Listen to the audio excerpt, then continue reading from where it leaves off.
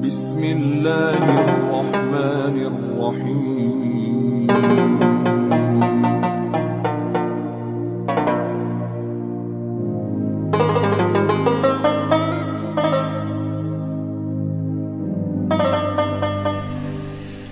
Liridha'illahi ta'ala wa li syafaati Rasulillah sallallahu alaihi wasallam, listiqamati darsina wa li manfaati ulumina wa li barakati arzaqina wa an'amina,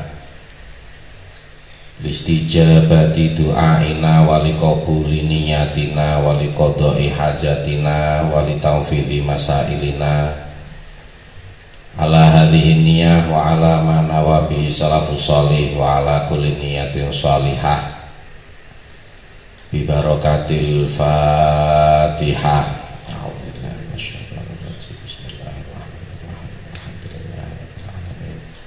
Ar-Rahmanir-Rahim, maliki yaumiddin, iyyaka na'budu wa iyyaka nasta'in, ihdinas siratal mustaqim, shiratal ladzina an'amta 'alaihim.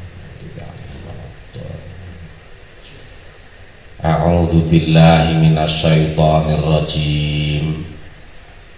Bismillahirrahmanirrahim. Qala al-mu'allifu rahimahullahu ta'ala, nafa'ana bihi wa bi'ulumihi wa bi asrarihi fid dharaini amin ya rabbal alamin ya mujibas sa'ilin. Alhamdulillah, sholatan wa salaman Rasulillah wa ala alihi wa ashabihi wa mawalah. Amma ba'da, wa ba'da tahiyyah para jamaah yang dimuliakan oleh Allah Subhanahu wa ta'ala. Pada kesempatan malam hari ini kita akan bersama-sama melanjutkan kajian kita, pengajian di bulan Ramadan ini, dan tema kita pada malam hari ini adalah sejarah wabah dalam Islam.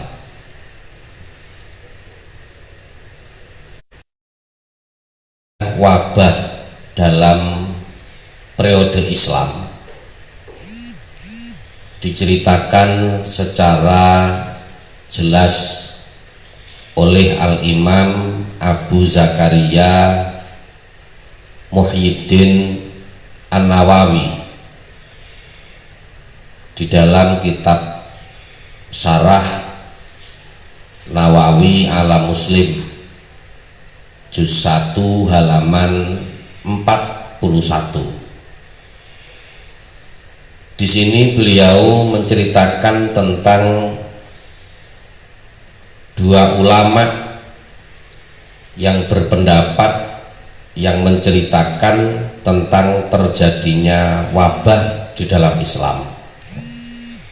Yang pertama, beliau menceritakan tentang apa yang disebutkan oleh Imam Ibnu Qutaibah. Dzakara Ibnu Qutaibah fil Ma'arifi anil Asma'i anna awwala ta'unin kana fil Islami ta'unu Amwas bisyam fi zamani Umar bin al-Khattabi radhiyallahu anhu.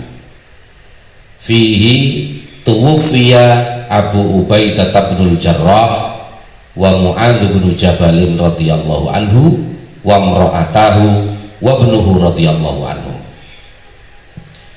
Imam Ibnu Qutaibah menuturkan di dalam kitab Al-Ma'arif dari Imam Al-Asma'i bahwa taun yang pertama kali terjadi dalam Islam adalah taun Amwas yang terjadi di daerah Syam pada zaman Khalifah Umar bin Khattab radhiyallahu anhu. Ini terjadi kisaran tahun 17 atau 18 Hijriah. Pada saat wabah itu Abu Ubaidah bin Jarrah, kemudian sahabat Mu'adz bin Jabal, dua istri sahabat Mu'adz dan putra sahabat Mu'adz meninggal dunia. Lantas yang kedua, Tsumal jarifu fi zaman Ibnu Zubair. Kemudian wabah yang kedua terjadi pada zaman Ibnu Zubair, yaitu tahun 69 Hijriah. Tsumata ulul fatayat li'annahu bada'a fil adhara wal jawari bil Basrah wa biwasitin wa bisami wal Kufah. Wa kana al-hajjaj yauma idzin biwasitin fi wilayati Abdul Malik bin Marwan wa kana yuqalu lahu ta'unul asraf, yakni lama mata fihi minal asraf. Kemudian yang terjadi berikutnya adalah ta'un fatayat, wabah ta'un fatayat namanya. Kenapa disebut dengan ta'un fatayat? Karena yang pertama kali tertimpa wabah ini adalah golongan para gadis, para wanita-wanita muda, dan ini terjadi di daerah Basrah, daerah Wasit, daerah Syam, dan daerah Kufah. Terjadi sekitar tahun 87 Hijriah. Pada tahun ini juga disebut dengan tahun asraf karena memang yang meninggal pada saat itu adalah segolongan orang-orang yang mulia. Kemudian yang ketiga, Tsumataunu Adi bin Artoah sanatami'ah. Kemudian terjadi lagi taun yang menimpa Adi bin Artoah, yaitu pada tahun 100 Hijriah. Sumataunu Ghurabin sanata sab'in wa isrina wa mi'ah. Kemudian setelah itu terjadi taun Ghurab pada tahun 127 Hijriah. Sumataunu Ibni Qutaibah sanata ihda wa thalathina wa mi'ah fi Sya'ban wa syahri Ramadan wa aqla'a fi Syawal wa fihi mata Ayyub as-Sakhtiyani. Berikutnya terjadi timpa Muslim bin Qutaibah pada tahun 131 Hijriah. Tahun ini terjadi mulai bulan Sya'ban, puncaknya pada bulan Ramadan. Qala walam yaqab bil madinati wala bi Makkah ta'unun qattu hadza ma hakahu Ibnu Qutaibah. Kemudian Imam Ibnu Qutaibah berkata, di kota Madinah dan di kota Makkah itu tidak pernah terjadi wabah ta'un. Ini yang diceritakan oleh Imam Ibnu Qutaibah. Berikutnya Imam An-Nawawi menceritakan dari Syekh Abul Hasan Al-Madayini. Wa qala Abul Hasan Al-Madayini kanatit tawainul masyhurah al-'idham fil Islam khamsatan. Syekh Abu Hasan Al-Madayini mengatakan taun atau wabah yang masyhur dan besar, korban jiwanya banyak di dalam Islam itu terjadi 5 kali.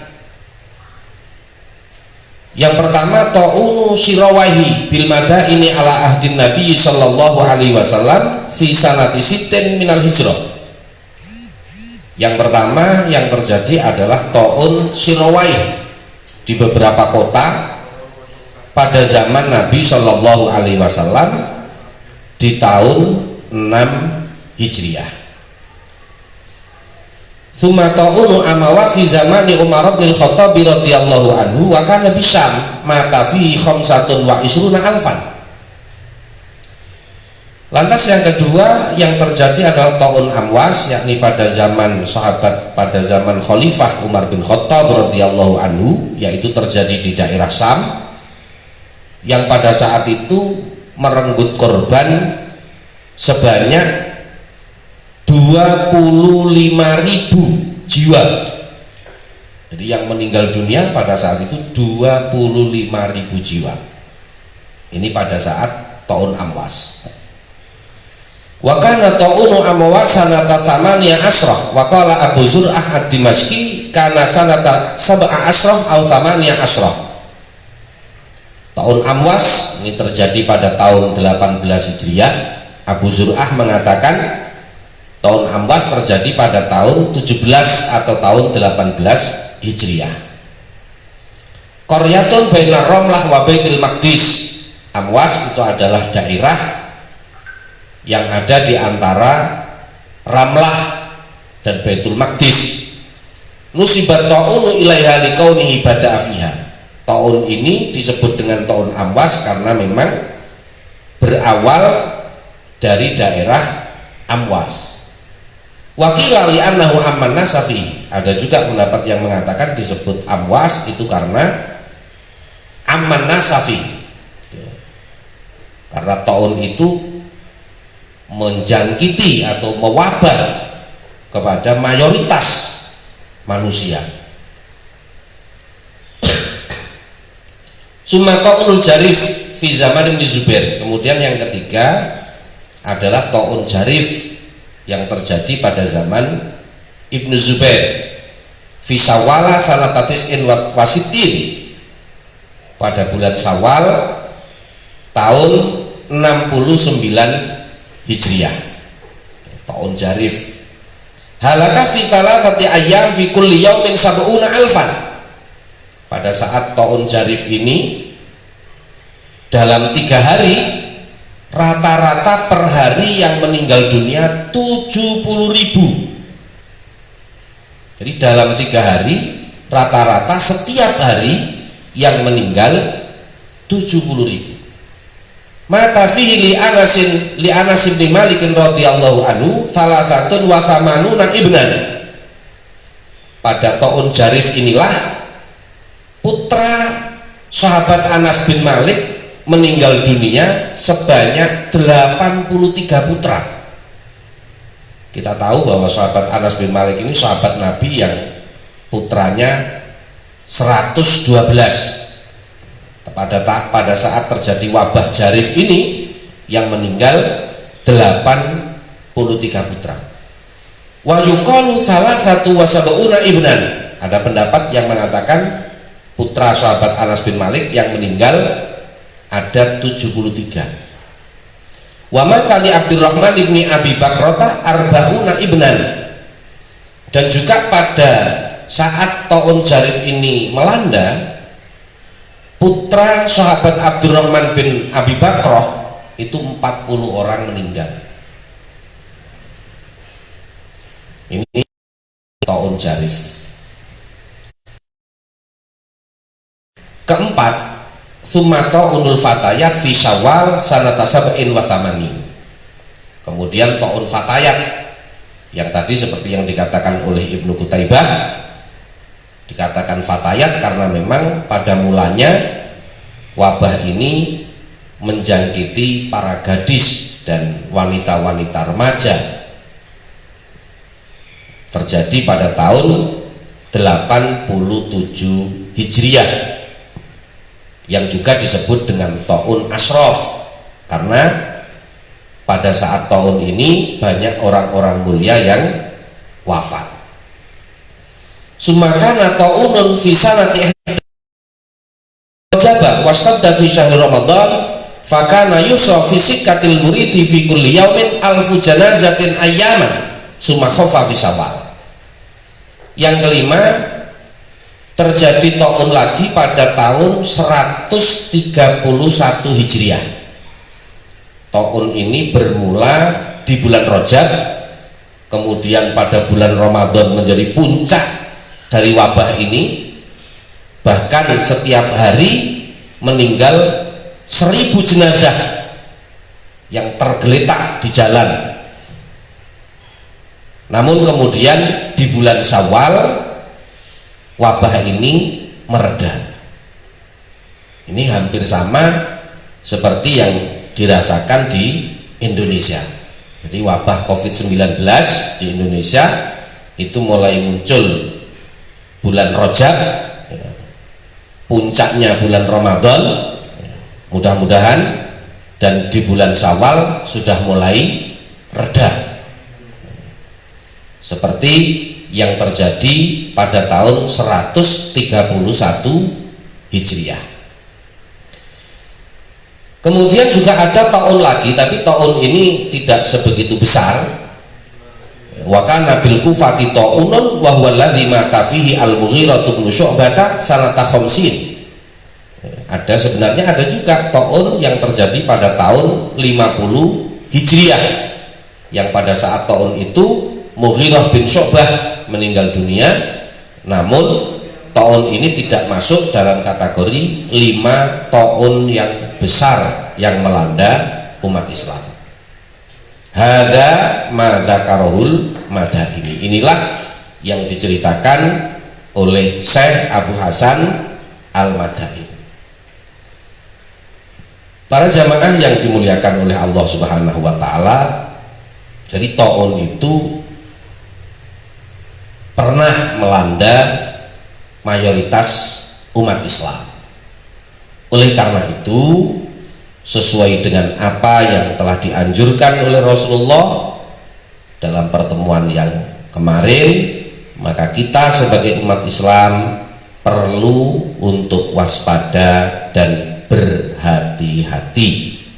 Oleh karena itu, kita harus bisa melaksanakan apa yang diperintahkan oleh Rasulullah. Jika kita berada di daerah terwabah, kita jangan keluar ke daerah yang tidak terwabah. Jika kita berada di daerah yang tidak terwabah, jangan masuk ke daerah terwabah. Kita tetap selalu berada di rumah, kita tetap menjaga jarak kepada orang lain untuk meminimalisir penyebaran wabah COVID-19. Mudah-mudahan Allah senantiasa memberikan perlindungan kepada kita, memberikan keselamatan kepada kita, baik dalam kehidupan dunia maupun dalam kehidupan di akhirat. Sebelum saya akhiri, ada satu pertanyaan yang masuk pada pertanyaan itu adalah bagaimana tim medis yang tidak berpuasa dengan alasan membutuhkan nutrisi untuk meningkatkan imun dan antibodi dalam penanganan COVID-19, apakah boleh langsung membayar fidyah? Pertanyaan ini sebenarnya kalau disederhanakan lagi ada dua pertanyaan sebenarnya. Bolehkah tim medis tidak berpuasa dengan alasan untuk menangani COVID-19? Jadi dengan alasan supaya tidak terpapar, imunitasnya kuat, antibodinya tinggi, dia tidak berpuasa. Nah, pertanyaan yang kedua, ketika dia tidak berpuasa, apakah boleh langsung membayar fidyah? Kalau disederhanakan seperti itu. Kita bisa melihat keterangan di dalam kitab Bushrul Karim halaman 72 dan kitab Bughyatul Mustarsyidin halaman 55.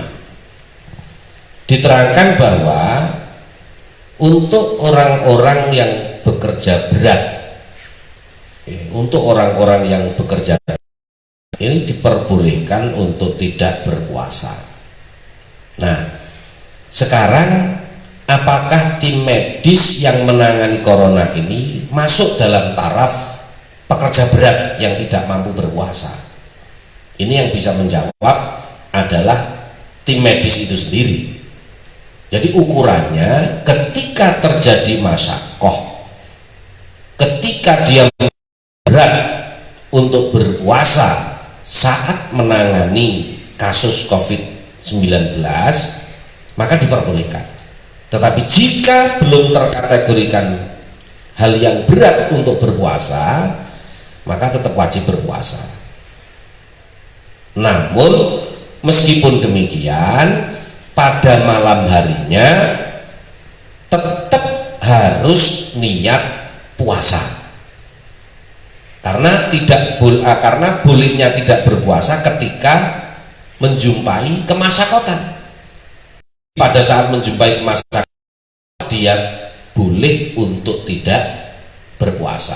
Nah, kalau pada malam harinya dia sudah niat tidak berpuasa padahal kemasyakotannya itu masih besok, nah ini tidak diperbolehkan.